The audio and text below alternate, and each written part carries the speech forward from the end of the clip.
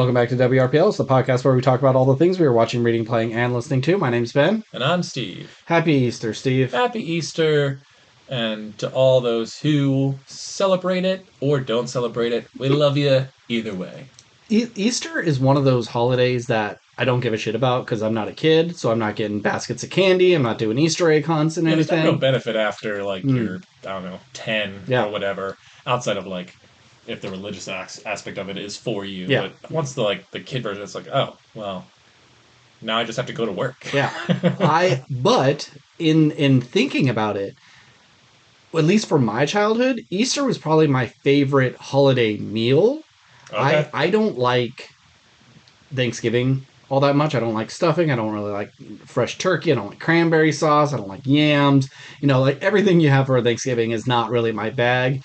Christmas is a little bit of a repeat of some of those things. You mix it up a little bit. Some people do like a lasagna for the Christmas. classic thing of the fruit cake that everyone thinks is gross. You have he brought the Christmas goose, but no one's had Christmas goose in 200 years. But for Easter, it was always ham and potatoes au gratin, and then you had deviled eggs. It just felt like the food I got for Easter was more up my alley. So I think the rule should be Easter is ham, Thanksgiving is turkey, and Christmas should be a roast beef. And you could have your mashed potato, or the Grinch they carve the roast beast. So you're onto something. Okay. And it's each one gets their own potatoes. So mashed potatoes of Thanksgiving, I think au gratin or a shredded potato would be for Easter. And then I don't know what would be a good Christmas potato. Do you do a couch potato? Do you do a baked potato, or is that? I feel baked potato would be Christmas. Yeah. I don't know. I just Easter. Yeah, because baked potatoes is you're kind of opening a present of the potato. Sure. Yeah. You throw some butter in there. And it's a little butter present for me as I stuff my fat fucking face. Yep. That's how it works. All right. We solved the holiday problem. Got it. So this week's topic is Super Mario Galaxy and the drama. Mm-hmm. We both don't have a lot of stuff, so we'll be able to spend a little more time on that, or it'll be a very short episode. I don't know. Let's roll a die and see. No whammies, and... Oh, I got a 2. Oh! Okay. You did 20 last week, and I did a 1, so maybe we got a reversal. So maybe... I'm going to say I'm going to get a 12. You're going to get a 3. 12! Look at you! Oh my god! Not bad. Okay. Right. I mean, that's 10 more this time, but you had 8 or 19 more last time, so it doesn't really matter. Well, I'll start. Well, actually, you start, because you said there was a trailer you want to talk about. I got no news. It doesn't seem like anybody died, at least no one important. Everyone that we were expecting to be an Easter miracle death did not happen, so let's... Keep it moving. Let's go. All right, so I don't know if you watched this trailer solely because you don't need to see anymore, you don't want to see it anymore, but there was a full Backrooms trailer. Oh, yeah. Versus just the teaser we got, which the teaser was weird, and you're like, what the fuck is this? Yeah. If you were not hip to what the Backrooms are, correct. That's that looks weird. The full trailer dropped with Chiwetel Ejiofor? Yep, because I wasn't going to pronounce it right. Love that name. Yeah. And I love that I know how to say it perfectly. I really like this trailer. Mm-hmm. It looks weird. I think a lot of people are going to fucking hate this movie because it's marketed as a horror film, which rightfully so. I don't know how else you would market it. Yeah. But I know nothing of these backroom YouTube things that this has spawned. Mm-hmm. That this was spawned from. But I assume there's no monsters or any real horror. I don't really know. I don't know, Steve. Maybe surprise. Well, either way, it seems like the kind of thing that people are going to go in expecting to be scared the whole time and go what the fuck was this? It was just a bunch of hallways. Yeah, but I think from a visual standpoint, it looks good. How do you say his name again? Chiwetel Ejiofor. Great actor. Love him in pretty much everything. I'm interested to know what the story is and see what this thing entity, dimension, whatever it is. Yeah. Because it looks simple, but I like that kind of simple. I would just tell people don't go in for expectations of like, now you got the answers of what the Backrooms is. You know, you're not going to get any sort of solid lore. It's going to be weird. But I'm excited for it. This year is going to be a great year for horror. We could talk about it now, but like next week is Faces of Death, which I'm excited for. Have you not seen the trailer for that? Maybe. Okay, well, let's talk about... What's Faces of Death? Faces of Death. Okay, so back in the 80s, there was a series of movies called Faces of Death. They were things caught on camera of people dying. It was like kind of... It wasn't to the level of snuff films, but it was this kind of boogeyman of when I was a kid. Like, you had to get underground bootleg copies of Faces of Death because the things you saw in this are fucked up. Like parachuters falling into an alligator pit and then being eaten. You know, a circus these elephant. Were all fake videos, or they were not all of it. There's a lot of real stuff. You know, video of war-torn countries and people are getting run over by a tank. You know, these are some of the realistic things. But then they would cut to like, this man is holding a news station. A doctor's office hostage. It was like an insane asylum. He's holding him hostage, and the news crew is on the scene. And so you watch it, and he's holding a nurse with like a pencil up to her throat, and he stabs it in, and he kills her. And then the cops shoot him. Like, wow, that was caught on tape, and it felt real. Until you realize, like, you see the cameraman running in, and you realize, like, well, who the fuck's recording this cameraman?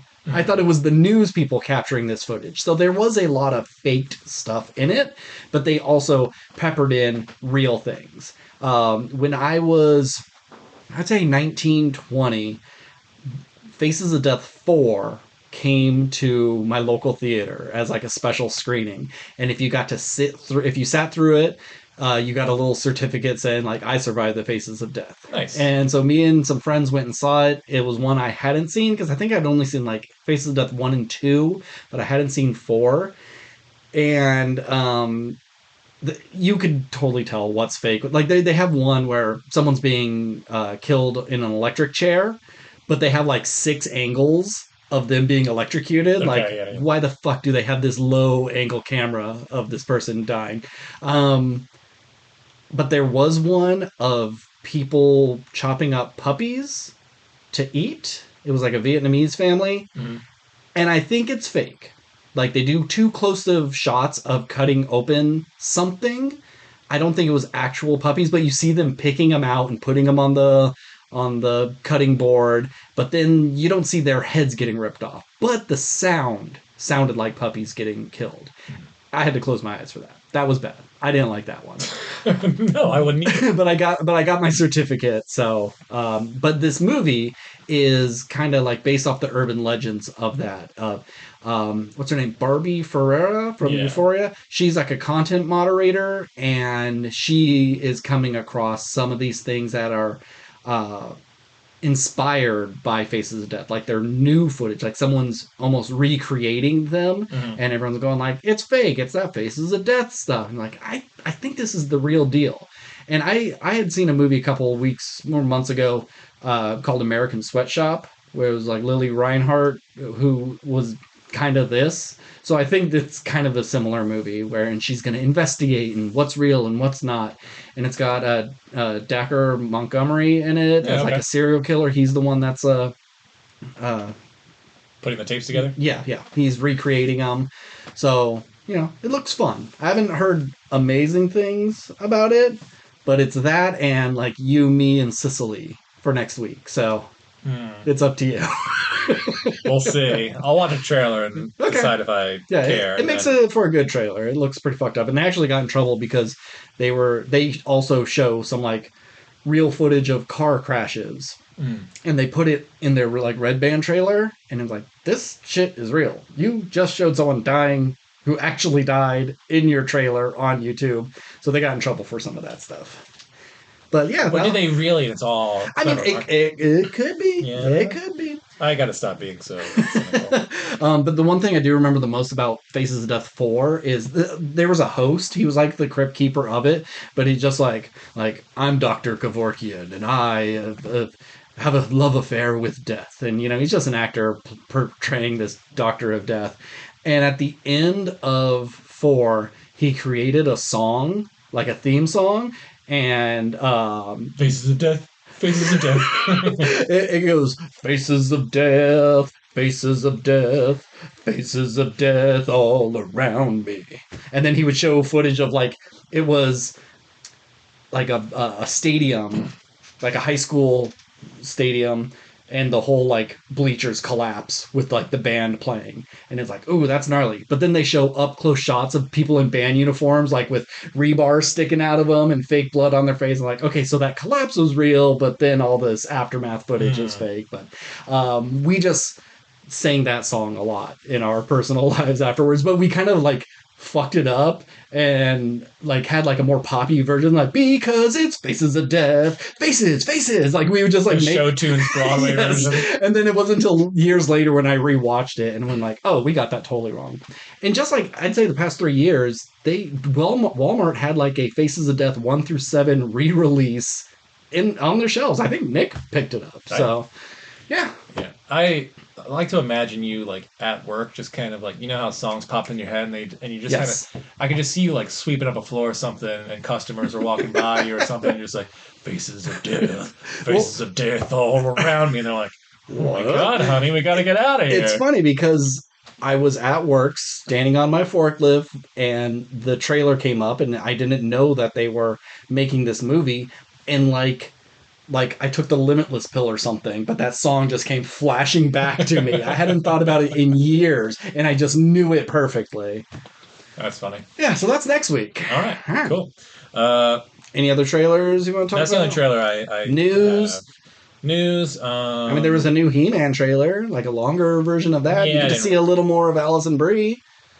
Oh, wait, did I watch it? I might have watched it. I remember I heard Skeletor's voice in this one. And it just sounds like scary skeleton. Yeah. Oh, He-Man, I will destroy you. That's not Skeletor at all.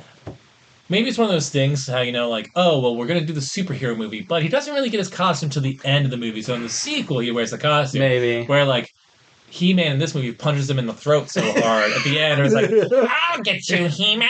Maybe. And then, that's the sequel. Maybe. Just, we got Jared Leto to put, another, name on the poster, but then we're just going to get the guy who does the voice or whatever for the sequel. Yeah, that's what Skeletor wants his real revenge for. He's first it was to take over the world or whatever, now it's, you punched my throat so hard, I talk like this, and I sound it's hard to command my minions when they think I sound like a minion from DreamWorks.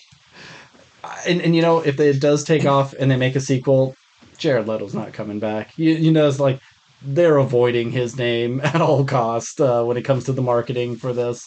But who knows? Who cares? We'll see. Whatever. Yeah, I don't think that movie's going to do well. No. I think this trailer does make it look pretty accurate. Damn, look I remember I had that toy. God, this stuff looks really good, but it's going to be lame. Yeah, it might be made with love, but that doesn't make it good. Yeah, it just looks like what an 80s fantasy movie thought it was, and no, you just filmed this in the California desert, and it's supposed to be this barren wasteland with crazy monsters, and no, you thought it looked like this, but it don't. All right, my next thing. I go first. Oh wait, what? I won the roll. Wait, is it more news and trailers, or was it an actual thing? Oh no, sorry, you were just talking about He-Man, so I was just thinking you were going, but yes, okay, no. You go next. Yes. Okay, well, mine's an actual food thing. Okay. So M&M's has rolled out 3 new flavors that they're trying out. One. Okay. But it is their bakery collection. Ooh. It's chocolate cherry cupcake, peanut butter cinnamon roll, and lemon meringue pie. I'm going to guess you did the peanut butter cinnamon roll. I did. Yes, because it didn't seem like the other two would I'd try them, but I was going to pay for them. Yeah. What'd you think? I really liked it. Yeah? Yeah. See, I think peanut butter and cinnamon is a weird combination. That's not anything I never put peanut butter on toast and then cinnamon sugar on top of it. I've never seen a peanut butter cinnamon roll in the wild. I don't know if that's an actual thing. It seems kind of a no-brainer kind of thing, think, though. It seems like the combo would work well for a lot of things. But I would say of the three, that was my least favorite. Interesting. Yeah, just because a peanut butter M&M is one of the best M&Ms. For sure. You That's can't why fuck it up. It's a good transitional thing. And cinnamon is great, but I don't know if they necessarily worked together. Okay.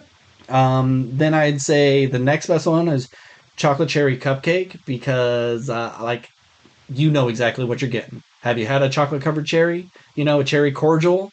It tastes like that, just without all the goop. I was going to say, does it have the goop flavor in there too? No goop, you know. Because I mean, the goop flavor, yes. It is the flavor of the goop, but it's not actually goopy. Right, yeah. I had those quite a bit growing up because I feel like my parents were into it, or maybe they thought I don't know. But I had them every now and then, and it just like it's one of those things. Like I like all three of these things, but something about them together, it just feels wrong. The goop consistency is gross. The cherry's getting overpowered by the chocolate crunch. It was just like three different textures all in one. Yeah. And it's like a chocolate covered eyeball or something. Yeah, it was crazy. So they weren't like good, but I also couldn't stop eating them. Yeah. But now I have no desire for them. I would just have the cherry. I like them. I feel it's one of those acquired tastes like a Cadbury cream egg. Like you either love those or hate those, and I'm not a fan of those. Me neither. So these tasted like it. I do wish it had like they were big like the peanut butter ones, and so I thought there'd be something inside, but it's just a lot of chocolate. I thought there'd be like a little cake morsel, but that probably would have been like a cookie dough bite sort of, and I don't want that at all.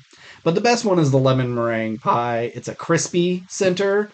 It's lemon flavored. I'm a sucker for lemon. It's always going to get an extra point or two just for being lemon flavored. Those I'll fuck with if they keep them around. Had you told me this, I would have made you buy some for yourself and I would have eaten some. Why would I buy them? I already had them. You liked them so much, I just figured. Yeah, that's true. That's true. Maybe next week. So yeah, we don't cover a lot of actual consumables as often as we should, but had to bring them up. I appreciate it. Cool. So what do you got?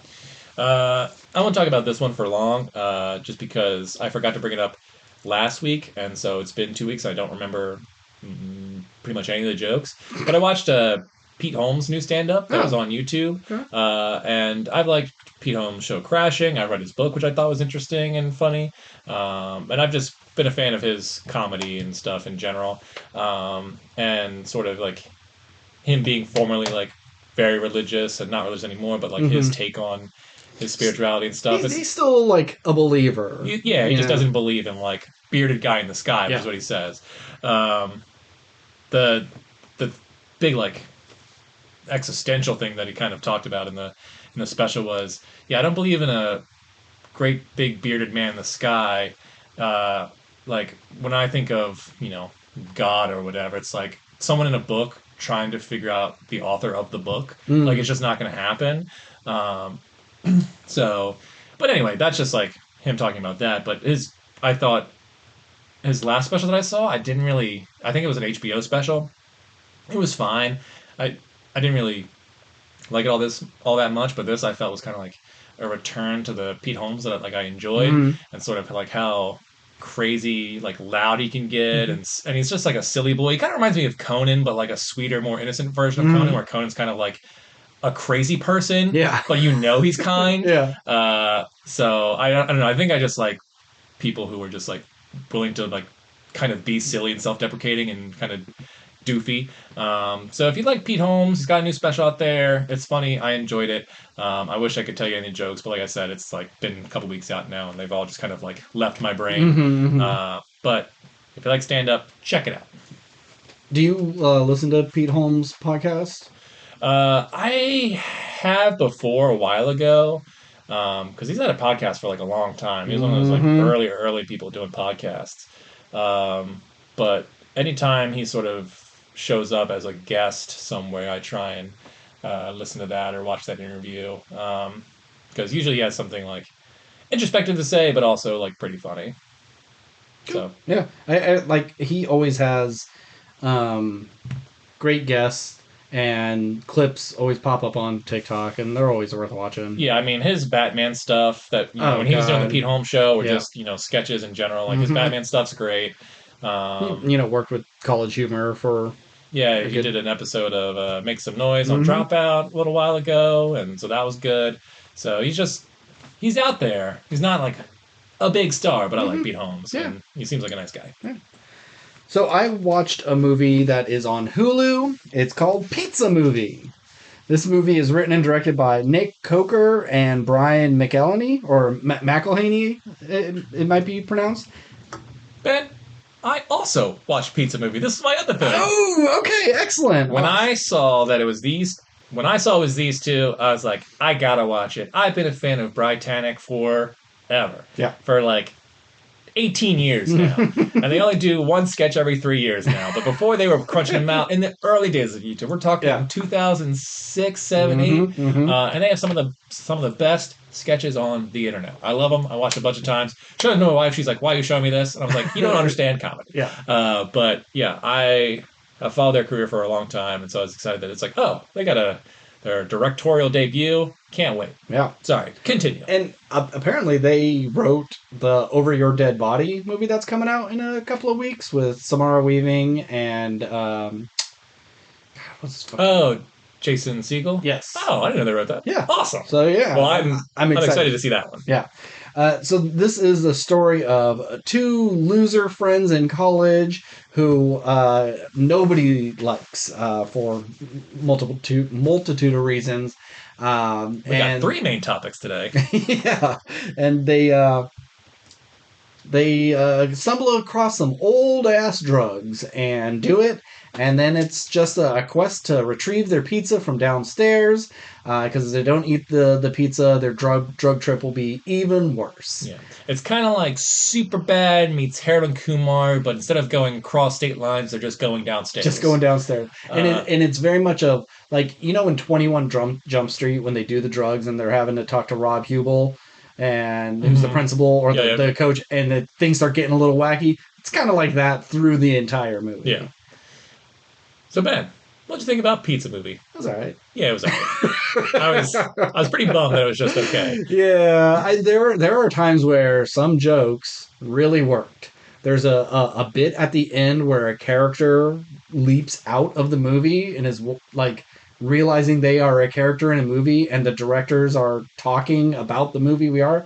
I love that sort of meta. Yeah, the whole time I was watching this movie, I was like, these two have to show up. Like, they've been in their own work forever. Like, they're going to show up in some way, I would think. And then, of course, they actually were themselves, which I thought was kind of fun.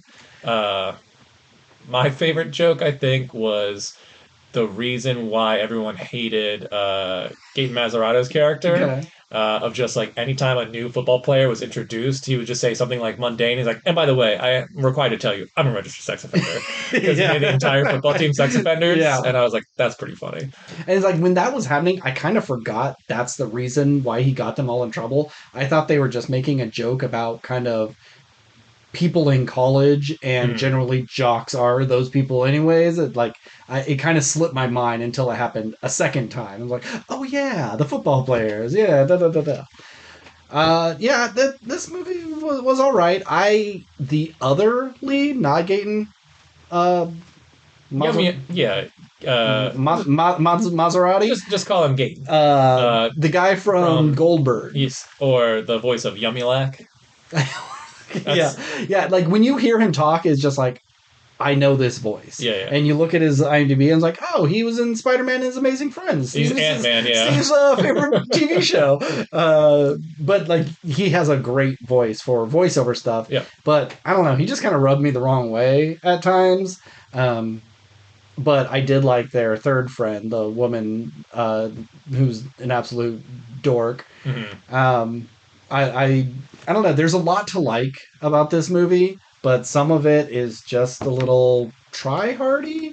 Like, how weird and crazy can we get it? And it comes off as just average. Yeah, I feel like there's definitely good stuff in here, and I like, none of the jokes I think were like bad. They just didn't make me laugh a lot of times. It's just like, okay, I see why that's funny, but it just didn't work for me. And I think this movie is a bunch of sketches that's like, oh, here's a funny idea that have been like sewn together into form a movie. Yeah. It's like, oh, this I think would have been funny as like a 2-minute short versus this big thing. Yeah, if you watch this in chunks on a YouTube channel where like because there's like 6 stages of the drug Yeah, trip, yeah, yeah. and if you're just watching where they can't cuss and they keep exploding, I thought that scene was that's fun. a fun Yeah, little yeah. scene, and them kind of like going back and trying it over and over again. It's like that's good. And then when they're looking at the past and then affecting the past, and Yeah, it's like I also like that joke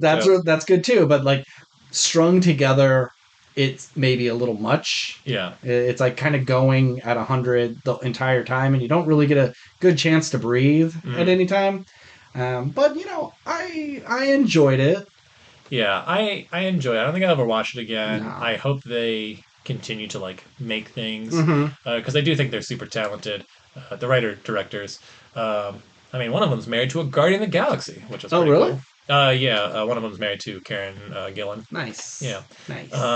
but I think they're from like a directing standpoint. I think there's some like good like choices in here, like the Yes. final fight sequence where like the Where they three of all them become become one. one. I thought Yeah. was real fun, especially like the camera moved and like they were Uh-huh. holding like there's one shot where they're like holding a ladder and it's like Juan who's holding it, and then the camera pans around and it's the three of them. I was like, Yes, that's that really was really good. good. Yeah. The Um, lighting and some of the music choices, like the direction is not the problem with this. I think it's the acting is mm, the bigger problem. Everyone, you have to kind of play this up to 11, but maybe it's not the right cast. yeah. Well, I mean, it's like uh it's funny because in when they do the meta joke where the guy is popping out of the movie and seeing the writer, the director talking about the movie and going like, "What college student do you know that does this Yeah. or whatever?"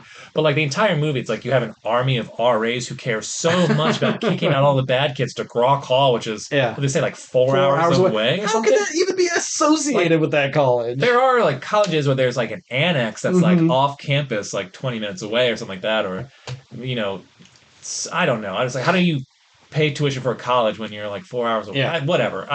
The whole concept of like this bigger thing is silly. But then you also have like a delivery robot who's like having an existential crisis because he's like, I Yeah. need you to tell me I'm good, otherwise you Uh-huh. can't have your pizza. Who sacrifices itself to save the main character. There's a butterfly voiced by Daniel fucking Radcliffe Yeah. for some Weird. reason. Yep. But shout out Daniel Radcliffe for just going like, yeah, I'll be in this weird dumb I'm a indie film. millionaire. I can do whatever the Like, fuck I I don't want. have to show up. I can just send my voice recording in. Yeah. Uh, but yeah, I Caleb think Heron shows up, big fan of who Caleb. he's a very funny person, but he's just playing one of those characters like I hate all your jokes.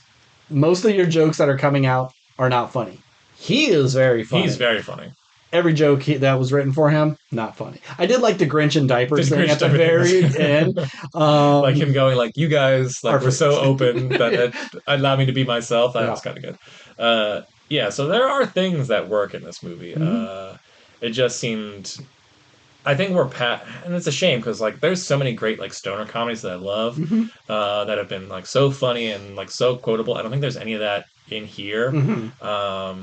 I kind of feel like the Seth Rogen and his crew kind of like defined that genre and like made it so successful, and then ever Yep. since they sort of like left that to go do like Oscar worthy work and Yeah. stuff and all that good stuff, Or superhero or stuff. superhero stuff or Emmy winning TV shows. Yeah. Like we're past like the stoner comedy where Yeah. that like That's really, all they knew, so that's what they wrote about, and now they are better writers and they can move on to better things. yeah. So like I don't know if the stoner genre. I mean, I'm sure there's new takes on it that could be good. I'm not saying it'll be gone forever, but I'm just not sure if like that is of interest to people now. Like it because we've kind of aged out of like that type of humor. Mhm. I feel like, and then the younger generations maybe aren't like doing drugs like Yes. we were Uh-huh. used to. Yeah, just like a So it's lot like, oh, of I don't care about watching them we're not get seeing high. as many like boner comedies and sex comedies because the younger generation they don't care about sex as much. And So there we was don't. that big thing for the past like 10-ish years or so where they're like they don't make comedies anymore because everyone's too afraid to like offend anybody with a joke Sure. and stuff. Hmm. And I don't think there's anything like offensive in this movie outside of No. like saying maybe that like oh we all become one. It's like no, we're not one, we're Juan, and Yeah. then you're just a Mexican guy. Yeah. But that's not really like offensive. It's just like oh, it's a silly It's a wordplay. play on Yeah, his yeah. name. Yeah. So that being said, like I complaints aside, I enjoyed this movie. I'm gonna give it a C plus. I give it a C plus as well. I do want to shout out. It was produced and made with American High, which I've shown you some YouTube shorts of them. Okay. They're basically like college kids who bought a school, an empty school, Oh and have yeah, just yeah, been like yeah. doing these like you know little short videos and stuff, and they've been Mm-hmm. really funny and successful. So it's cool seeing like these things that I enjoy, like collaborating to make Mm-hmm. a full length movie. A lot of those actors in those shorts appear in this movie as various college students, and so like good for them for like Yeah. a couple years ago, I think just not really having anything going on, and then just like, oh, we did some funny stuff, and now we're making our own movie. So Yeah, that's so cool. there seemed to be a lot of like, hey, it's COVID, we're in lockdown. What do you want to do? I don't know, upload funny shit because we're locked in a room together. And now they've all made careers out of it. Yeah, the American High short stuff seems like old YouTube, and it just seemed like so low budget, but in a good Mm-hmm. way.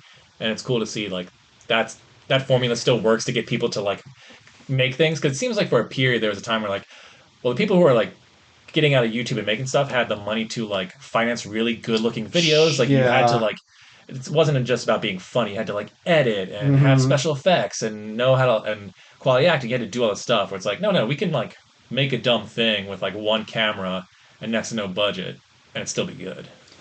What'd you call them? American High School? American High. American High. Does that have, what's her name? Grace Ryder? Reader? The name sounds familiar. Uh, Show me a picture. Yeah, that's why I was disappointed wasn't in this movie. yeah, yeah. She's She really funny. seemed perfect. Like I could like put her and Caleb Heron together. They have similar looks of just Mhm. being like plus size people. I think they could work well off Oh of each yeah, other. I can see that. Did you see that she made the Hunger Games but better? Like they No. got together and it was like a weekend and they were gonna shoot Hunger Games as low budget as humanly possible, like single takes, the cheapest way possible. Like she's Katniss, and it's pretty funny. Okay. Like it's not as funny as some of the things I've seen them in, but it feels like one of those things you would watch it and rewatch it and rewatch it, and it would get funnier and Hmm. funnier. But it's a good time. It's worth watching. So pizza movie C plus. C Watch it plus. if you got Yeah. nothing better to do. Yeah, on Hulu. Let's get to our other two topics. So we're doing The drama drama. first, Okay. yeah. So the drama, a story of two people on the verge of getting married. We get to reminisce their lives and how they met, and their cute little lives. And then all hell breaks loose when Zendaya admits to her deepest darkest secret, and everybody gives her a whole lot of shit for it. Last week we made predictions that it was something to do about eating shit, particularly dog shit. Uh, I What? don't think that would have been as big of a problem as this, because the things that the other people say are kind of messed up. And I think if she said, "Oh yeah, I ate dog shit," they would have been like, "Oh, that's so gross," and then it would have been done with. Yeah, and then you would just like worst case scenario, you kind of like give her a hard time about it every now and then. Yeah. Like you're at a dinner party and she's like, "Ooh, this tastes good," and it's like, "Well, or that's like, oh, I don't like this salad. It's not, the dressing's a little off." It's like, "Well, you've eaten worse, Yeah, girl." It's like, "Shut up." it's like, I love this chocolate. Oh, does it have a consistency you're used to? Something, yeah. Or it's like every time he goes to kiss her, it does one of those like Ren and Stimpy up close shots of her mouth, and it's like, it's big stink lines coming out of it. There's things you could do if you wanted to make that Yeah. be the problem, but it's not that. It's she was gonna do a school shooting and she backed out at the last second because a different mass shooting happened, and then she got kind of like pushed into becoming an activist. Hmm. So, Steve, what'd you think? Did you like this one? Yeah. Overall, I'd say I did. I didn't know what to expect going in. I think this movie is going to leave people confused in how they feel in terms of like, did I like it? Is this good? Is this bad? Is it what I expected? Does it suck because it's not as crazy of a thing as I expected? Mm-hmm. Um, is this weird? It's kind of it feels a little bit of a movie that like could go all over the place depending on how you feel, Yeah. and how you feel about the movie and its subject matter. But overall, I would say that I liked it. I think it's well acted.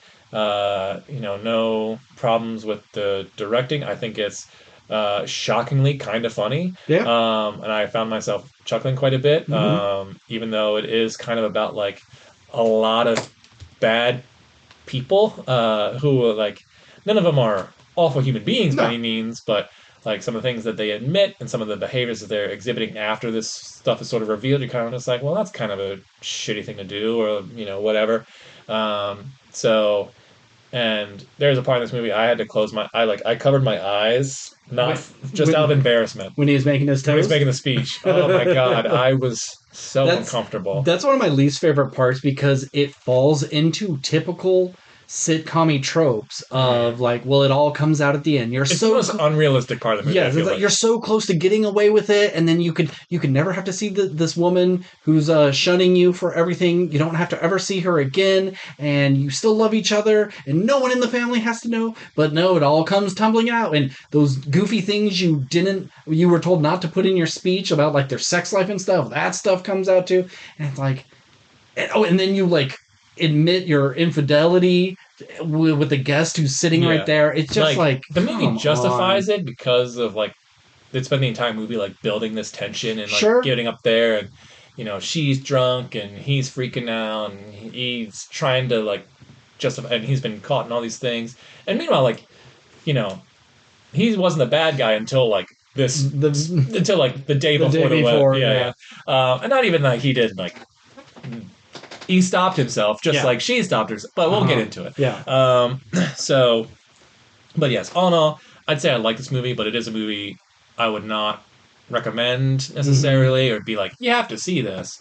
But if it's just like, do you like Zendaya and Robert Pattinson? I think my biggest selling point would be like, it's a good movie if you want to have one of those like hypotheticals with your partner, where it's just like, honey, would you still love me if I was a cockroach? Like that kind of stupid shit. But like a more realistic version of that. And just like, if this person was in your life, would it change your dynamic? Would you cut them off? Would you not cut them off? Would you love them anyway? Would it be a big deal? Would it not be a big deal? Like, I think for couples, it's an interesting movie to watch and go like, let's have this discussion afterwards. Maybe it breaks you up. I don't know. Maybe. But I'll tell you what me and my wife talked about once we're done. Well, and to answer the question, if anybody says, like, would you still love me if I was a worm? The answer is no. You're not a human anymore. It's one thing, like, if I turn into a dog, like, yeah, I could, like, cuddle with a dog and kiss on a dog and pet a dog, and can still be a relationship. You're a worm. You don't even have a face. I'll put you in an aquarium with some soil and stuff and make sure you're taken care of, but I don't love you anymore. You're a worm. I enjoyed this movie, but like I'll give my rating. I give this movie a C+. I think it's fine. Yeah, it's kind of where I'm. I wanted to give it a B-, but I was like, I don't think it's good enough to be a B- because it rides that line. They do a good job of not doing the stereotypical sitcom thing of there's an issue, and it's not like he says, I can't handle this, and he goes away, and he doesn't talk to her until the wedding, They have conversations day after day after day of like, well, give me a little more info, and he learns about it, and he kind of like comes to terms with her confession as it goes, but they don't answer any of like the big questions in general of like relationships. I feel is the power of love great enough to like get us over this hurdle? Is it about like, are there some things that like, it's like he has to lie to people to justify her doing, like saying she saw her friend in a car accident when that really didn't even happen. And like, so is it okay to make up a lie to get other people on your side? I just think like the bigger conversation about relationships aren't really tackled, and it's just about the subject of what she did. So I don't think this movie is all that deep. But I do like our main four leads. Like everybody's very good. I like that we get to see Robert Pattinson's like natural accent. He's always doing a weird accent in everything he's in, whether it's an American accent or something. I mean, maybe he sounds normal in the Harry Potter movie that he's in, but like everything he's in, he's always doing something. Like in Mickey 17, he's doing a weird accent. It was nice to hear him just speak like him. But I gotta say, and I know it's not him, it's the hair and makeup people, but comb your fucking hair, bro. His hair was What very the fuck? distracting. Oh my god, it is awful. There is something to like. There are certain people who kind of pull off like got out of bed look. Sure. That it's just like he kind of looks grimy, like it doesn't like he's not doing anything, but it's like I think he is doing something with it. Yeah. It's yeah. He's I get what you're doing saying. that on purpose, I was but- looking at his hair the entire time. Yeah, but I hate it. I wouldn't say it was bad looking or anything like that, but It's no Josh Hartnett in The Faculty. It is. It was distracting for me. So I imagine this is probably. Correct me if I'm wrong. I imagine this is your favorite scene, but it was my favorite scene in the movie. It's after the reveal. They're like, oh, we got to go to the photographer, and then they go there, and then the photographer's just like, all right, so we're gonna shoot your parents first, and then we'll shoot you, and then we'll shoot the siblings, and we'll shoot your grandparents. Yeah. Your grandparents are coming. All right, TBD on shooting your grandparents, and just like the flashes are going off. That is like perfect filmmaking and writing, and I love that. Yeah. And just how awkward they are, and her like, all right, big smile, real smiles, real natural, good. You like each other, happy, good smile. Yep. I saw a lot of comments talking about like how great that actress is. It's like it's funny to see her in this and the Materialists. Who was she in the Materialists? The one who like got assaulted. Oh, okay. All right. Very different roles. But like every scene that she's in, she kind of like steals the show. Yeah. And I thought like, and everyone was talking about like how she really kind of nailed the like wedding photographer and how the DJ when they showed up. It's like I've had, it's like as a former wedding planner or whatever, I run into so many of these DJs who just want to talk about their equipment and how fucking lame they are. Yeah. And God, and when his like tech goes wrong and that gunshot sound goes off, that scared the shit out of me. Great jump scare. Yeah, it worked for me too. Yeah, because I like there's a nightmare sequence of like everybody being shot up at the wedding, and I thought like, oh fuck, is someone gonna come in? But it's like I'm trying to rack my head like, who would that be? The wheelchair lady? You know, that doesn't make any sense. So what was I gonna say? Yeah. All right. Well, let's just get to the nitty gritty of it. Can I talk about one of the things sure. I don't like? I hated the editing in most of this movie. There were so many times where it would just cut to someone else's perspective and the sound would drop out. I know it's supposed to be like her being deaf, but sometimes it wasn't even scenes that she's in it. It was very like someone's finishing a sentence and you cut off right in the middle of the last word to jump to another thing. And a lot of times that works for a comedic effect or dramatic effect, but it just felt kind of sloppy and like they had a very bare bones movie and they said, we got to make this more dynamic and we got to cut up some of these scenes. It was some very jarring editing in this. Yeah, I think, a lot of it was these sort of imagined scenarios from both of their characters where like he might be imagining the worst and then she's also imagining like, oh, I'll tell him this truth and hopefully I'll come down in the morning and he'll be happy to see me and we can laugh about it and joke, but like none of that's reality. And so like a lot of times it'll cut and like, wait, is this the real thing that's happening or is it not? And so it kind of like takes you out of it for a second. So I agree with you there. But I do like, one of the things I did like about the movie is that, not that I was ever necessarily, so once you get the reveal, it kind of gives you more context of like what she was doing at the time and what was leading up to it and all that stuff. And like, it kind of makes you go, not necessarily like you're on her side to agree to a school shooting, but you just have a little bit more like empathy for her. And, you can see like why this would lead her to a thing. Cause everyone's immediately just like, having conversations like, dude, you have to like break up with her. Yeah. She could be a psychopath. She was going to kill a bunch of people. Coworkers like, you got to call the cops. Yeah, like, and I love him like talking to the one girl later, and just like she's like, yeah, I think I'd call the cops, and it's like, but what would they like? What would they do? She's under arrest for a crime she didn't commit, exactly, just like for having a thought about it, and from 20 years ago or whatever it was, and there's no evidence of it. So it was an interesting thought experiment, and I did like, it gives you more and more and sort of makes you rethink things and see things from both perspectives and kind of like, not necessarily that she are on her side, but even when it's like showing like, oh, well, this kind of is reasons why, but then also shows him thinking about like all the time she got like angry and like yelling at people and it's like, was she close to the edge of, she was going to blow that guy away or whatever? It's like, well, maybe not, maybe, but probably Yeah. not because people are allowed to get angry. But like Mm-hmm. now you have this thing like now anytime she gets angry, do you have to worry about it? Like her holding the knife, he's like scared of her. Mm-hmm. I like that she like goes to Yeah. jab at him a little bit just to fuck with him. And That's I'm good glad stuff. she doesn't devolve into like, well, if this is who you think I am, it's who I'm gonna be, Yeah, and then it's a slasher movie, and she's tying him up to a chair or anything like that. yeah, and it sucks. Like maybe you spent your whole life doing the work not to be that person. Like you, 100%. Not that it ever really like dives deep enough to where you can say she is good and whatever.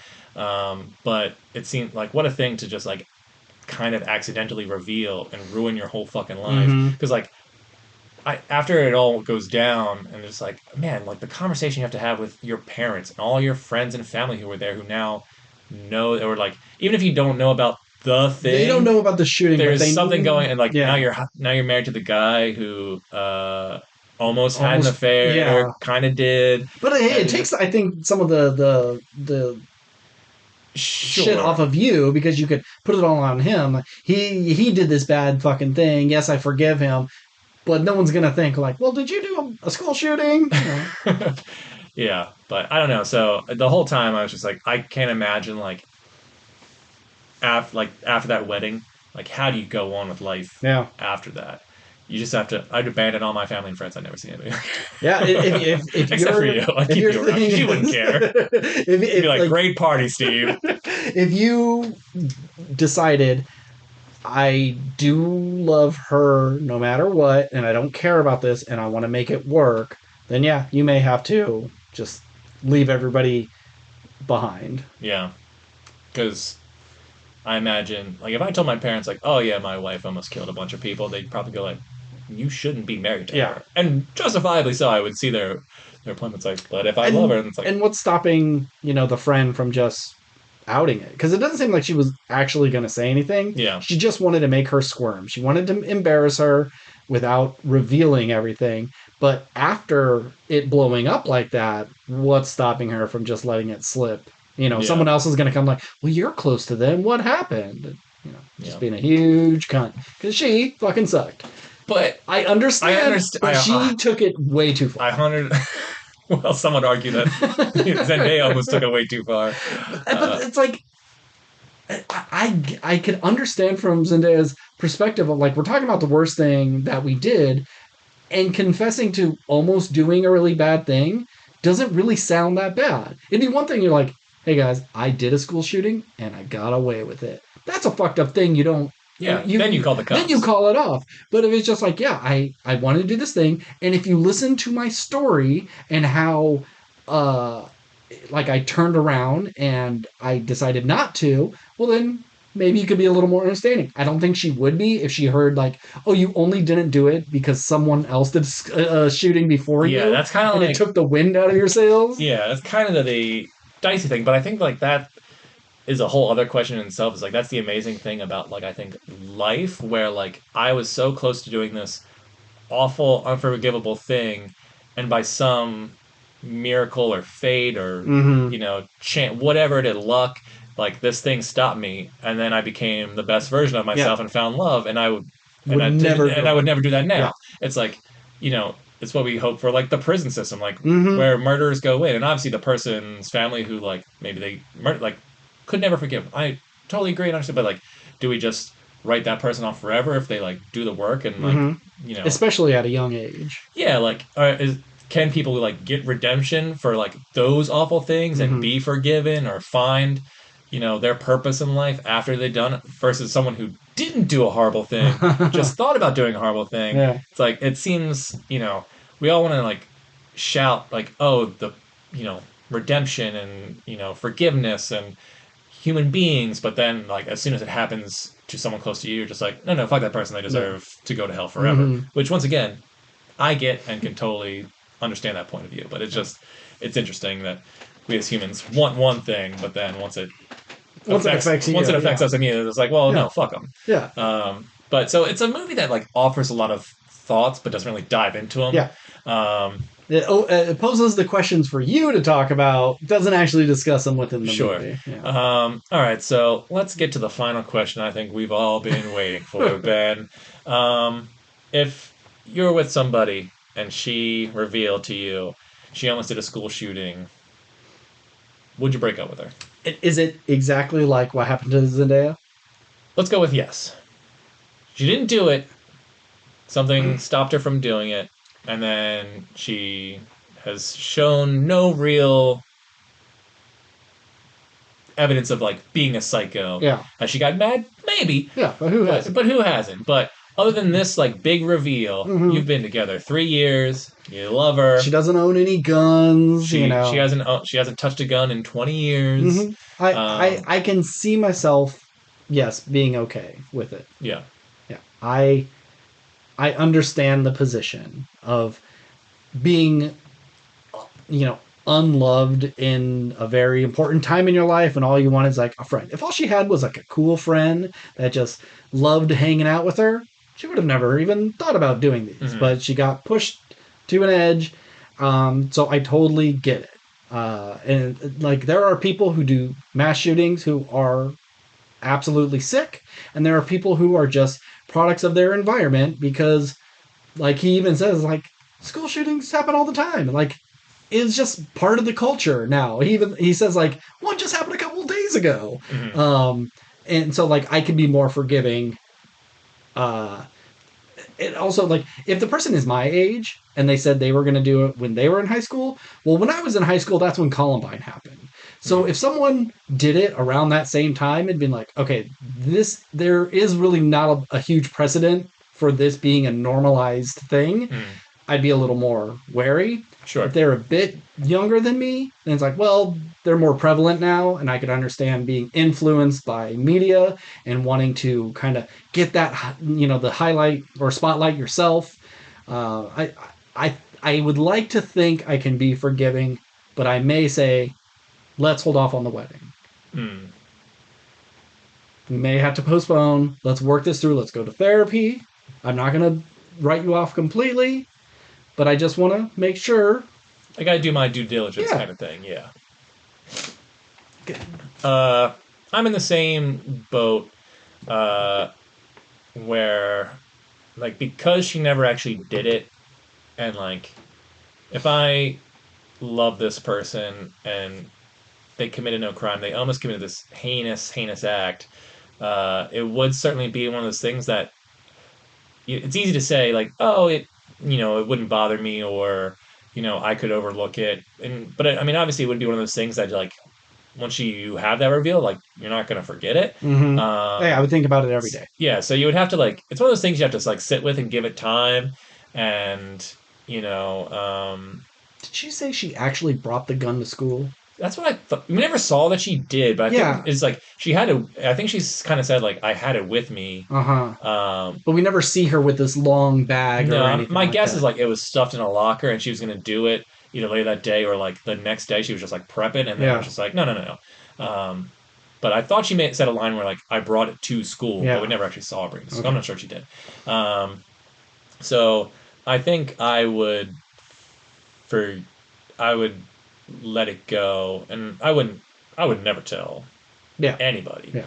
Um, I mean, maybe like write a note that's in like in case of my death, like Yeah. Put this it is in this a safe deposit yeah, box or this could something. be a Yes. situation, Yes. but uh, but no, I think I'd be okay. And I talked to my wife about it, and what's funny is she's a school teacher, Oh yeah. Yeah. Yeah. and so I thought like maybe she'd have like a very strong other opinion, and I was just like, well, she didn't do it, and here's kind of things, and she stopped herself, or like she didn't do it, and then she kind of became a gun activist and threw her gun away, and Mm-hmm. she's been fine ever since.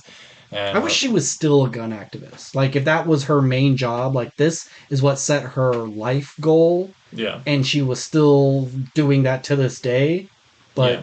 And anyway. I'm sure people who like saw that, it's like, well, clearly it was like performative, and she was doing it because it allowed her to have a group of friends, Mm-hmm. even if they weren't like earned friends, but like I because feel she's like maybe in the beginning, but then yeah, she but then started to believe it. yeah, started to believe it. Slash, like even if the reason for them to get together was on a lie, was the friendship true enough? Like that could work. But then you get to the end, it's like it'd be so weird for when they run into each other at the diner, um, for her to like not forgive him Mm-hmm. for doing like this thing and kind of like ruin the special day. Or it's like if he can forgive me and love me, like who am I to not do the same thing just because he ruined my wedding day Mm-hmm. and like almost cheated on me? Or I guess I mean he did because he kissed that He woman, kissed but her, like yeah. you could also justify like I was so upset by all this stuff. It's been making me crazy for the The past thing 5 days. that you did has turned me insane, and I can't stop Yeah. thinking about it. But And I I was think that's looking, also an interesting thing that the movie doesn't dive into. yeah, It's just like he's had a crappy 5 days and it's driving me insane to do these things he wouldn't have done ever before. yeah. But And does it she, justify but that? yeah, yeah, yeah. It's like, oh, you almost did a school shooting, so you're gonna fuck someone? Like, there's no correlation there. Um, Yeah. Before you go on with what your wife was, her final answer was, you know, there's the boy who says like, "Hey, I want to join the start an activist group. You should join with me." Uh, I thought he kind of saw the killer in her, and I thought he was also planning a school shooting, and they were gonna hmm. like do like a Bonnie and Clyde sort of thing, and she would have ratted him out and looked like the hero. Oh, that'd have been fun. That I thought it was going something like that, but it wasn't that at all. But Yeah. anywho, so your wife, she's a teacher. She's a teacher. Is she forgiving that you almost did a school shooting as a kid? Yeah, I mean, I don't want to like put words in her mouth, but it just seems like she was like, no, no, I think I'd be okay with it. Like, nothing, nothing happened. My wife's like super loving and caring and Yeah, forgiving and a general. good human being. She's a good, Yeah. empathetic human. She's better than me. I don't deserve her, but I was just like kind of shocked because I thought like maybe because she's part of the school system, Yeah. and obviously there's so many like mass shootings and so many school shootings and Mm-hmm. stuff. It's like it's kind of like the worst case scenario that she is Yeah. trained for Mm-hmm. being a kindergarten teacher. But sometimes people just need a friend or help or Mm-hmm. drugs, or, medication, I should Yeah, say, yeah, not drugs. yeah. And we're all just one bad day away from becoming the Joker. Yep. And sometimes we just need, empathy and Mm-hmm. forgiveness. Mm-hmm. So, but that movie doesn't really talk about that too much. Nah, no. So, for all you possible shooters out there, one, don't. Don't. Two, And listen to our podcast because we're all friends here yeah, we're and all we love friends. you and we support you. Don't kill people. Don't, especially innocent kids. Like, there are bad people in the world you can kill. If you need to kill someone, kill the bad guys. Become a vigilante. No, we're gonna have to cut this. No, we can't. We can't have this, man. I'm not recommending anybody kill, but it's just like you're killing the easy. It's like fish in a barrel sort of thing. Candy from a baby. Like you're taking the easiest way. Yeah, you need to go for some like chimpanzees with something that can fight back. Exactly. Cut, cut, cut, cut, cut. But So yeah, I will give this movie a C plus. Yeah, cool. All right, let's get to our main topic. The Super Mario Galaxy movie. Sequel to the Super Mario Brothers movie. Mm-hmm. The Illumination animated kids film based off of the IP everybody knows. Mm-hmm. I didn't go back and listen to our episode on the first one, but I looked on my list and I think I gave the first one like a B minus, and it's like, what the fuck is wrong with you? Why would I ever give that movie a B minus? Maybe my just what I think deserves a C and a B or just have skewed, but no, that movie's not a B minus. What do you think it actually is? It's probably just a C or a C minus, which is I think exactly this movie as well. It's annoying to talk about this movie because on the one hand, it's Mario is not that deep. He's never had extensive lore. Every game kind of ignores the last game. There's no long continuation. It's not, even like Zelda. Every game is kind of different and part of a different branching timeline. They really try and justify Zelda and like all these worlds exist and all these and they're this like, is it's just like the story repeating itself over and over again, but in different some are ways. sequels to some and some are prequels to others, and it's all this weird branching timeline. But Mario is just like, go rescue Peach, stop Bowser, go have fun, wear some weird hats, play a game, race a car. And this one you have a backpack that shoots water. This one you have a magic hat, and but you're just jumping on mushrooms and collecting coins, and it's like, to what end? Doesn't matter. It doesn't matter. Just save the princess. And it's just for really good, solid gameplay with fun characters that you know. So that's exactly what the movie is. As a story and character guy, The Mario games have never been my particular thing, but I've played like two or three of them, and I've enjoyed them because they're just They're fun. just fun, and Nintendo is great about they're not going to release a Mario game that plays like shit. It's always going to have the tightest controls ever. When Mario 64 came out, it blew everyone's socks off because we didn't have 3D games, and it was like one of the first and did it flawlessly. Then everybody tried to do it afterwards and sucked so bad at it. And, on the other hand, you have a kids movie that is using known IP that is just a blank slate, ripe for the picking to create whatever lore you want, and it doesn't do that. It sticks with the story. Don't matter. It's the most. It's so thin. It's like transparent. There's barely a story for this. It is just a look at that. Do you remember this? Member Berry sort of movie. Yeah. And we can get into pitching later, have a few ideas that we could do, but like this movie wants there to be kind of like more to it. Like it feels like, hey, we're getting to Smash Brothers. Cool. Let's justify a Smash Brothers. Or if not Smash Brothers, at least a Nintendo universe. A Nintendo universe. We're going to cross over. And it's like, okay, well, let's justify it. I'm like, nah, it just is. I'm like, that's so lame and boring. We can have not necessarily a deep story, but a more interesting story here. It's just, ooh, I remember that. So yeah, like C minus, C. But it's like I'm not upset watching this movie. A lot of people were pissed about how worst movie of the year. It is absolute garbage. Well, what did you expect? Didn't you see the last one? The last one was a piece of shit as well. The last one is just like the most basic nothing kids movie. So why would you think this is going to be any better? Illumination makes really nice looking movies. I've never really seen the Minions or Despicable Me movies except for that first one, but I don't remember them looking all that interesting. They're just kind of very, like they did the Horton Hears a Who. Like they kind of look like that. But these movies have like really good action. That castle falling from the sky and sliding down the mountain, the fights with the paintbrush and everything, like really good animated stuff. They're beautiful movies. They're just completely hollow. Hollow Knight? No. He's in Smash Bros. No, he's not. Meta Knight. Oh, Meta Knight. God damn it. Hollow Knight. Yeah, I'm sorry. Yeah. Boo. Boo. Fail. Fake fan. Damn it. Meta Knight? There we go. Nailed it. I didn't say either of those words. I said hollow. Anyway, yeah, I was trying to think back at the first movie, and I don't really remember what happens in the first movie other than like they go to New York at the end for the final fight with Bowser. Mm-hmm. I remember like the Peaches song. Yeah. But I kind of remember going like, it's not the greatest movie of all time, but like it's maybe better than I thought. Like I really don't remember what grade I gave it, but I assumed I was like, I think I liked it to some degree. But yeah, this movie just as a character and story guy has neither of those things. Like you have Mario kind of going like, oh, I think I'm gonna ask Peach out, and then like he doesn't. It doesn't do anything. It doesn't do anything. Like they're like romance doesn't play into the movie at all.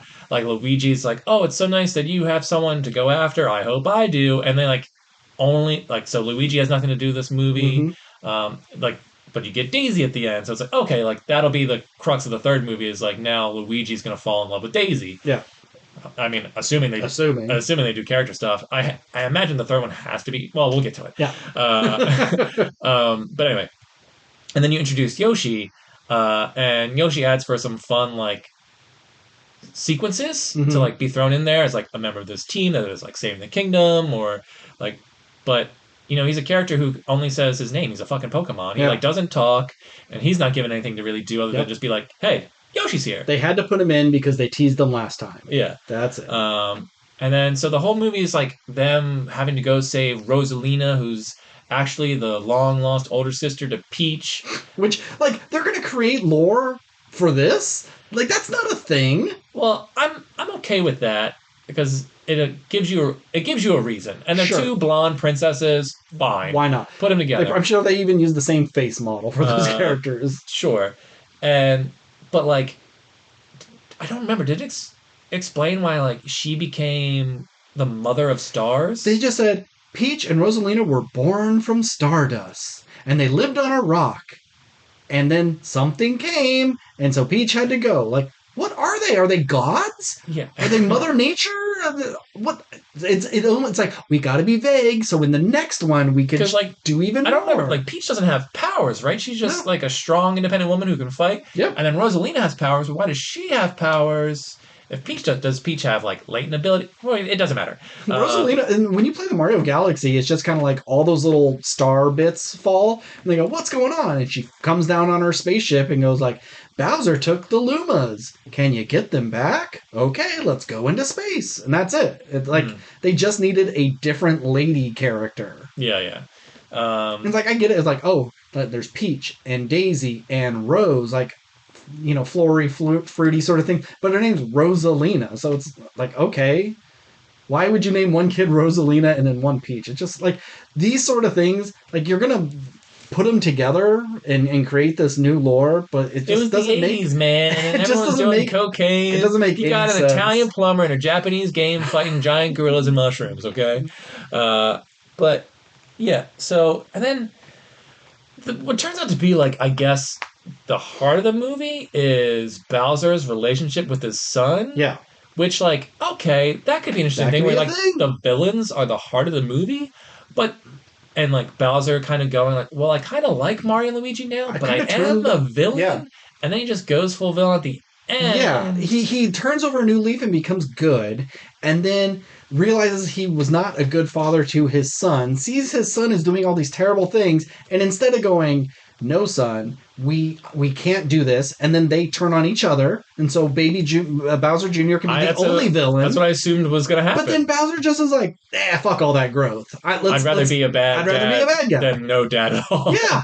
It's like, which I think is kind of an interesting concept, but they don't do anything with it. Yeah. And I mean, I think Bowser Jr. was fun, and I liked Benny Safdie's he's voice. doing the best voice acting out of everyone. Yeah. And I agree with you. This movie visually is beautiful, and I think has some of the best action sequences I've seen this year. I mean, it's early, and I know it has the like ability to be animated, so they can do whatever. But like that casino roulette fight sequence was a ton of fun because of just like how the gravity worked and stuff like that, and Bowser's paintbrush that creates things. I think that's super fun. You've done some really cool stuff with that. I didn't care about the giant three-legged robot stuff, whatever. Sure. I mean, that's just, they always have some sort of mech. Yeah. So there's things in this movie where you're going like, this is really cool, but you gotta give me something to get invested in here. Because I think another scene that works really well, but also is kind of just it's more of hey, look at that. Remember that? But that's the whole goddamn I know it's the whole movie, but when Mario and Peach team up and they're going through the fire obstacle course thing, I think oh, that's really cool. And then seeing Bowser's it 3D and seeing it 2D. And Bowser's kind of playing the game, but he's I guess playing the fire and trying to I think that sequence was pretty fun, and I liked that. But then it's just kind of once again, just one of those things oh, look at the we clearly are fans of this game and we love it, but it's just give us some fucking character work. If you're gonna make shit up and you have free roam to do whatever, or maybe they don't, maybe they're just going you can mess with the lore a little bit, but really don't worry about story because we never have. Which I get that impulse. Just make it bright and fun for kids, and it's got to go fast because otherwise we're gonna lose their attention. And we make the Minion movies, which is they don't even have dialogue. They just make sounds and do wacky stuff. That's all kids want. And it's a shame that Illumination got the Mario Brother movies, because even though they can make it look good, they're not known as the story people. Pixar is the story people. Pixar, but also DreamWorks, they make things look good too. Yeah. You can do both. Yeah, I'm sure it was just who outbid who. Yeah. And so obviously we have a bunch of the reveal of Daisy at the end. Yeah. Mr. Game & Watch popped up. Did not expect that. The Pikmin arrived. Yeah. Obviously the big one is Fox McCloud is here, and I pretending to be Star-Lord. I liked him, but It just felt like a character that's shoehorned in. Like if you're gonna introduce him, this was a fine way to do it because they are traveling space. Oh, you run into a space guy. Wait, how's this connect? Oh, well, Fox went through a wormhole from his universe into ours, so that explains why he's here. But I fixed my warp drive and he can go back. So now we have a character who can seemingly like go back and forth in between worlds, and this technology exists. And who really cares? It's a magical world of mushrooms. But I also, as much as it makes sense that he's there, I also felt like he was kind of shoehorned in and didn't really add much. You could have cut him and they could have traveled space on any of those stars. Yeah. Like those stars could have landed and like, oh, hey, we're here to pick up Peach. It was like, oh, Peach already left with that other star. But you can take us to Peach and we'll go help her. Okay, cool. Yeah. Problem solved. So if they're there to sort of set up the Nintendo universe, fine. But I kind of just, I don't know. I would have happily got rid of all of them to focus on story or give Mario something to do or let Mario take a back seat and let this be like a Luigi fronted movie where Luigi feels alone because Mario is in love and like him and Peach have things going on. He's connected with Bowser a little bit and he has building a relationship with Bowser and he feels betrayed by Bowser because he's leaving off with his son. So then now there's two couples and Luigi's so alone and by himself and then well, at least he's got Yoshi, but actually Yoshi's a girl and he's pregnant and then puts out eggs or whatever. I don't fucking know. But just give me something here. Yeah. And it's just nothing. And like I want to like this movie. There are things to like about it, but it's just I need some sort of character growth from somebody, but there just isn't none. I mean, I guess you could say like Peach like doing her queenly thing and reuniting with her sister, but like I didn't care about her sister because we didn't fucking know Rosalina at all. Yeah. We didn't get to know her anymore. She has a great intro and then does nothing. And then it's just like hidden for the rest of the movie, and like all you know about her is like she loves her babies. Yep. But like who put her in charge of the babies? She had a little planet before when she was a kid. Why is she on a spaceship now? Did she make it herself? And it's one of those things like, why are you thinking too hard on this? Yeah. Like, I'm not saying I need like deep lore and backstory, but I just need anything at all. Yes. And there's just nothing. All right. So I wish there was more to talk about. Let me just throw some stuff talk about random stuff. Okay. So Mr. Game & Watch showed up. And that was the one thing that made me go, you know? Yeah. I like that. I like that he did his like big move. Yep. He made all the weird sounds, but set it up a little bit. So even from the trailer, we see Bowser showing his art to Luigi and Mario, and Luigi just says like, love the colors. If he just had a line like, hey, I'm no artist, but that's pretty good. That's enough for when he's drawing something, it's just a dumb little Mr. Game & Watch guy. Or like, you know, you have a scene where Bowser's painting Luigi's painting and Bowser shows his and it's great. It's like, oh, I think mine's pretty good. It's better than the last one. And then he shows it. It's just like a stick figure kind of thing. Exactly. Then, something simple like that. But no, okay. Like, why does he have a paintbrush? Doesn't really matter. But his father is doing painting stuff.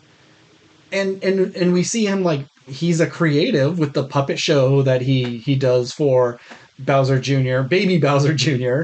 Honestly, I thought that puppet show was great. It was really cute. And I liked the end credit sequence where they kind of recreate the movie. Like, that stuff really worked. There, like, when Mario and Luigi and Yoshi are handling the problems of the Mushroom Kingdom, and fun. It's a map, you know? Like, they do the finger pointing at the screen stuff really good, you know? And, like, I was very surprised that we saw Wart and Birdo, you know, like, Super Mario 2. The characters that, like, Birdo and the little ninjas and Shy Guys, they all came from Mario 2, and they had become bigger Mario characters, whereas Wart never was. It's like, we already had our Bowser character, why do we need this frog guy? And he's voiced by Luis Guzman. It was nice to see him. But why even have him in there? And like, after she defeats him, he goes, get Bowser Jr. on the phone. And then we see later, he pops up on a screen, but like, did they have an arrangement or anything? Like, if Bowser Jr. was like, I'm going to gather all the villains. I'm going to get Wart. I'm going to get King K. Rool so you can set him up for the Donkey Kong movie and just say we're going to join forces and we're going to stop these Mario brothers from, you know, ruining all of our, you know, just like little things like that. I think Bowser Jr. should have been stealing the Lumas, not Rosalina.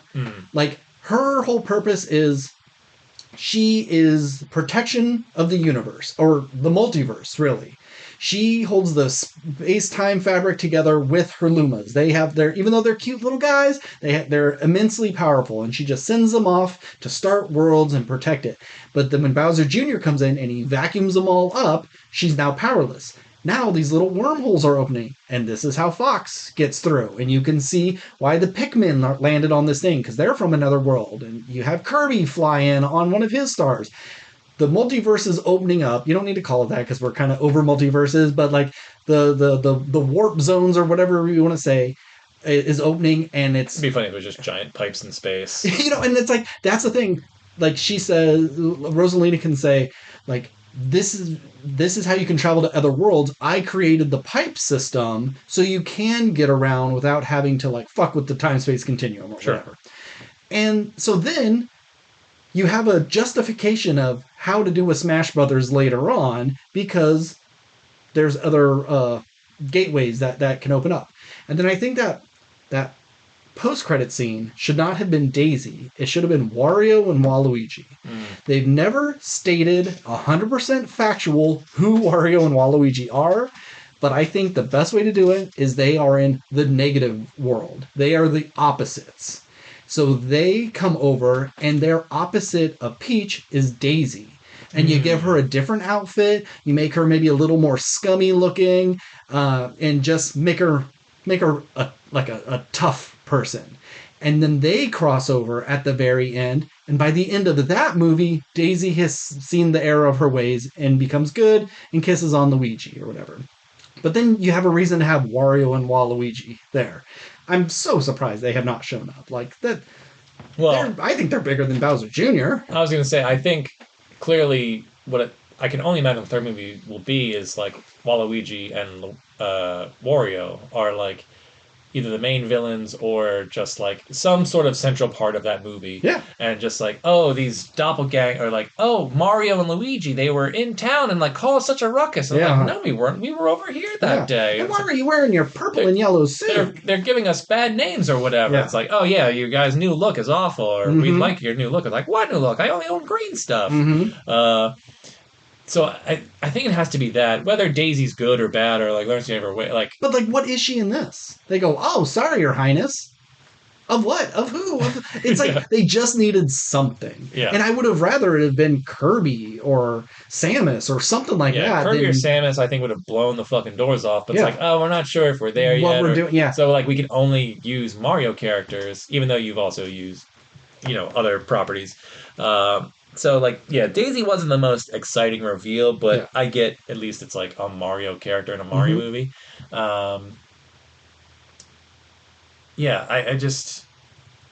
I hope that going forward, like, if their thing is, hey, we're not caring about story, we're just putting out movies to throw out more IP to get you guys excited to buy more tickets so, we can dick tease you into, a Smash Brothers movie or a Nintendo universe, the Nintendoverse? No.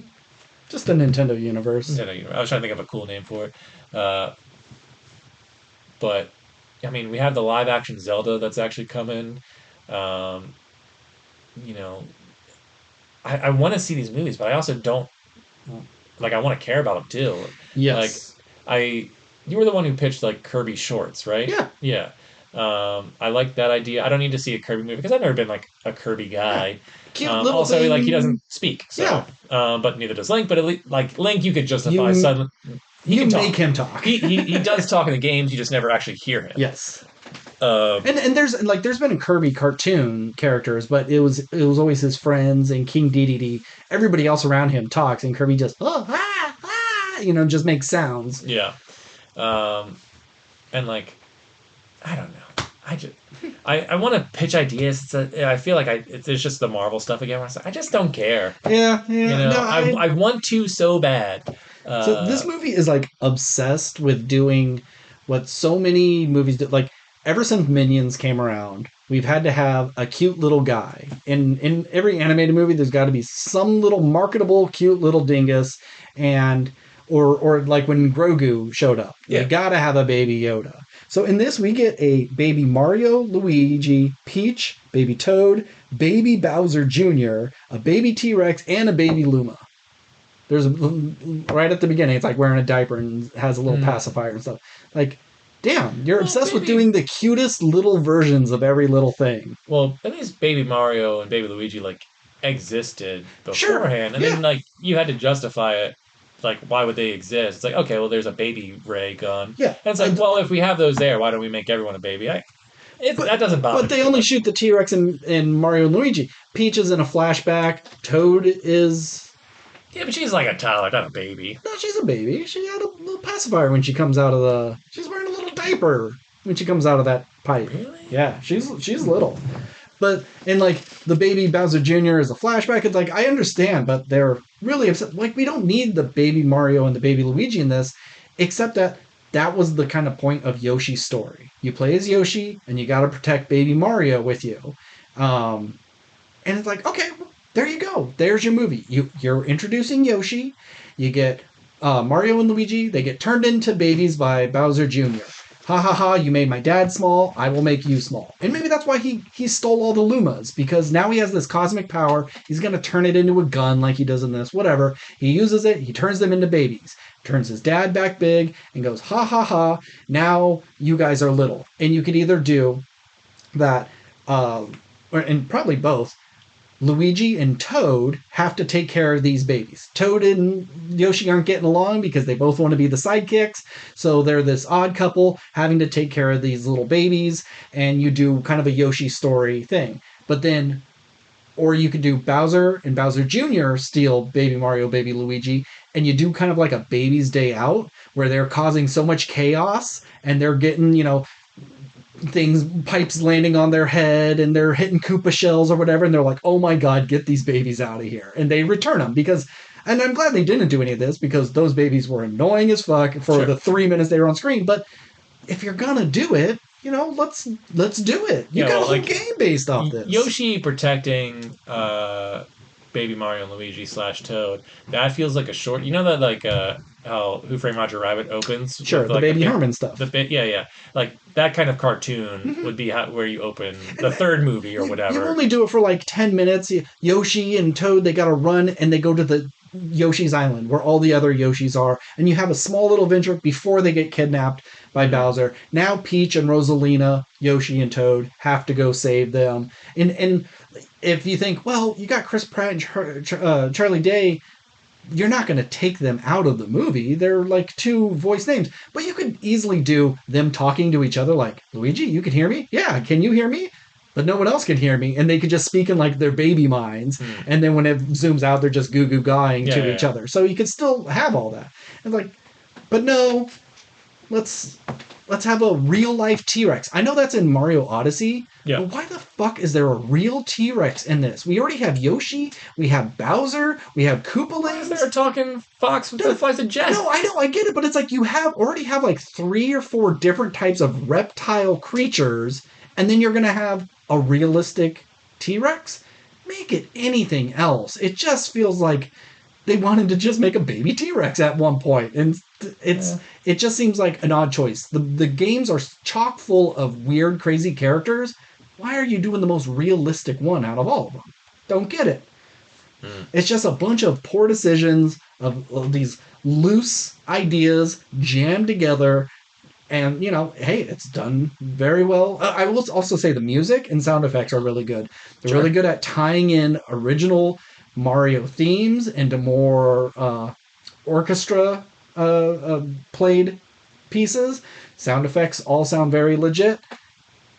There's just nothing here for an actual movie. It is a little frustrating, but I'm also gonna not care. Now if Star Fox is this hollow, if Metroid is this hollow, if something Link, with actual story, like all these other things where you can, where some of them have ongoing stories. If those are also just as empty as this, then I'll write it off. If you want to make Mario the most shallow thing ever because that's your moneymaker, cool. But don't fuck up the other stuff. Yeah, and if it's like we're gonna have Baby Mario and Luigi crawl so Star Fox can fly, then I'm behind it, or like Samus take off or whatever.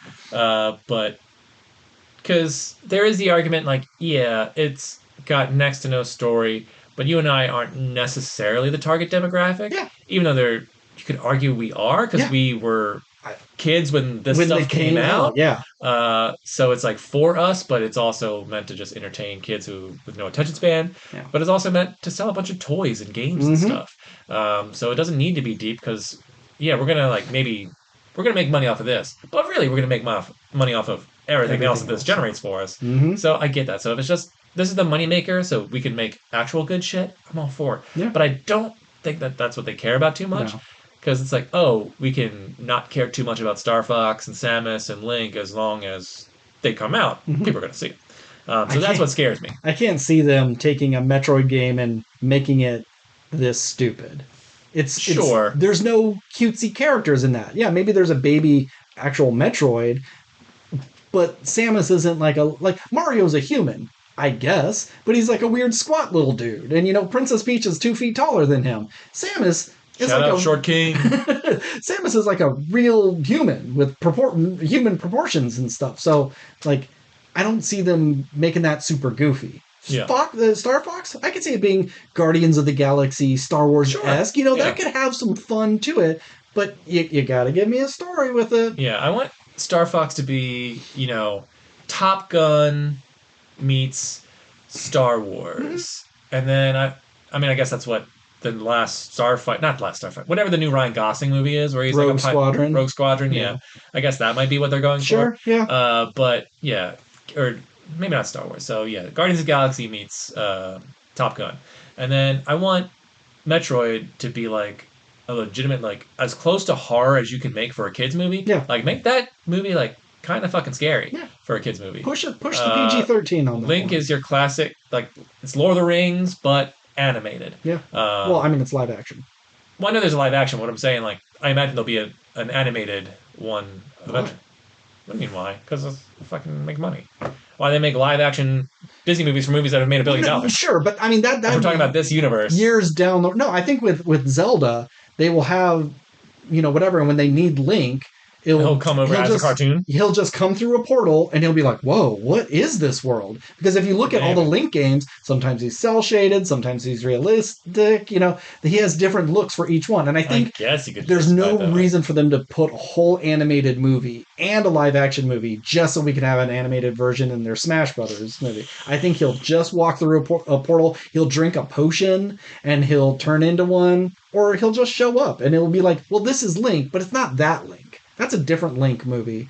We have so many different Link games. Those are so, I would imagine, totally different. A Zelda game, a Zelda live action movie would have to be serious. It can still be whimsical and fun, like a Willow style. I'm not saying it has to be dour or anything like that. But tonally, it'd be so different from a Mario movie, which is so crazy. And those are, you could argue they're totally different games, but they are sort of two sides of the same coin, where you are this silly blonde-haired boy who talks to trees and fights giant sand women or whatever. It's those games are all over the place too. You're friends with people who eat rocks. So I just think it only makes sense that there would be an animated version that you could do a bunch of crazy things and it not be so out there and do fun animated sequences. You think kind of like an adventure, kind of like an Adventures of Tintin is how I'm kind of imagining a Legend of Zelda animated film where do you think they care? With how little I think any opportunity to make money they will take. So I think that I'm not saying that this is what they're going to do. I see your point. I'm not against your point either. But I also don't see them ruling out not doing animated. If the live action movie tanks and this fucking sucks, you're instantly gonna get a roll out of an animated one. Sure, yeah. If this is bad, then they could easily brush that aside. Hey, we tried. It's not gonna work. We'll stick to animation only. Yeah, that's fine. But even if they did simultaneous sort of releases of we have an animated one and a live action one, they'd still get those live action people to do the voices. Sure. So if you're going to do that, they might as well just walk through a portal and show up as cartoons. Yeah. If we can't have two different Batman movie franchises going at the same time, they're not going to do two Legend of Zelda franchises. I don't know. We'll see. I think we're getting ahead of ourselves. Yeah. That's 2030. Yeah. We'll worry about that when the time comes. Yeah, we'll be old. It should be done. Like we saw behind the scenes stuff filming a while ago. They got to be I don't close know. to being We done. should look into that. Yeah. I mean, post production takes a long time. It do. I don't. It It's do. not coming out this year though. No, for sure not. But A 2027 release, sure. maybe. And I think we're getting the Donkey Kong animated movie even before that. So Yeah. I bet we'll see. I'd say a trailer for Donkey Kong into this year, and then when Donkey Kong comes out, we'll see a trailer for Zelda, and then by the time Zelda comes out, Star Fox. We'll see. Whew. We'll see. All right. Woo-wee. For not many topics, an okay length. Is there my last question for you? Okay. So we talk about Metroid, we talk about Zelda, we talk about Mario and Donkey Kong and Star Fox. Is there anybody from the Smash Brothers universe game series, excluding the PlayStation guys, Yeah, or Sega? I wouldn't count Mega Man because that's Capcom. I wouldn't count any of the Castlevania, even though I think like I know there's a Castlevania show. I could totally see them doing a live action of that. But like, if we're doing the animated version of all these, what's one franchise you would bring over to be like, I want to see this movie next, or not even next, but like after these movies come out, this better be in the pipeline. I would love to see Mega Man actually, since he's my guy. Um, you know, I think, It seems like, I mean, there's been a ton of Pokemon movies, and I don't want Pokemon. I'm not. This is my pitch. It just seems like we haven't gotten one for this universe. Yeah. So it seems like that's got to be like the home run because that's your biggest franchise in the world. How did Detective Pikachu not get a follow-up? I thought Detective Pikachu was pretty solid. And it did well. I figured they would have capitalized on that.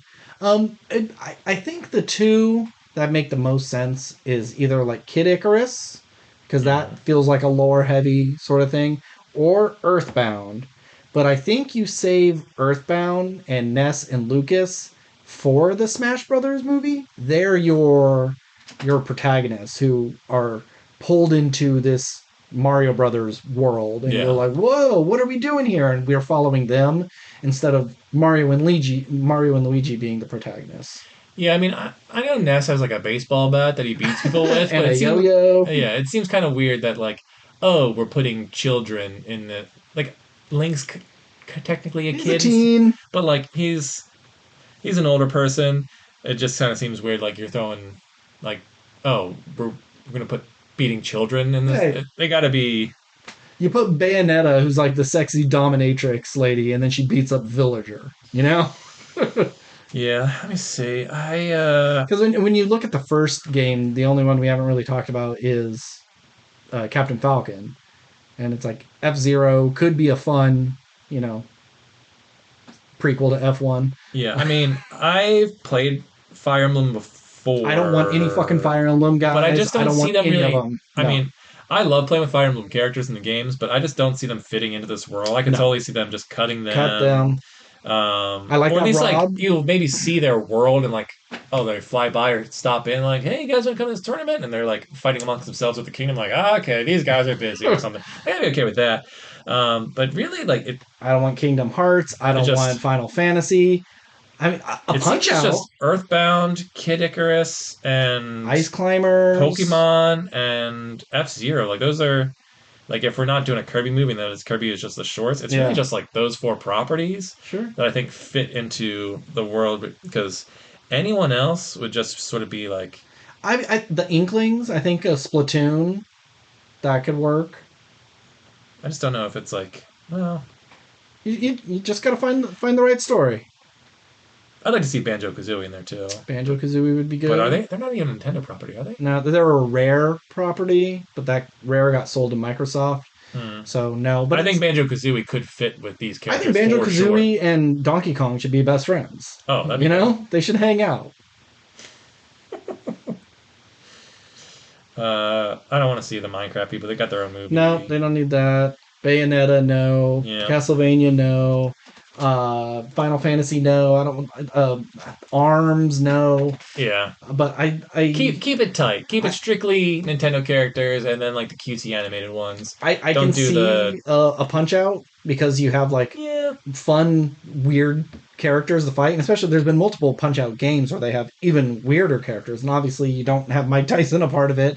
And, the story of Little Mac. Can you imagine Mike Tyson in a Nintendo movie with Mario?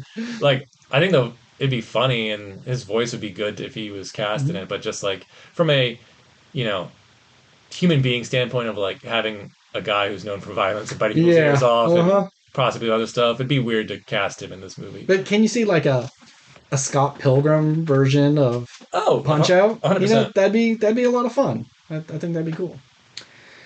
All right. Next week, Faces of Death and You, Me, and Tuscany. I don't see Steve watching either of those, so we'll figure something out. Yeah. So if you want to get in contact with us, we are at WRPLpodcast@gmail.com. We're on Instagram, TikTok, Threads, and Blue Sky. As always, I'm Ben. And I'm Steve. And keep consuming.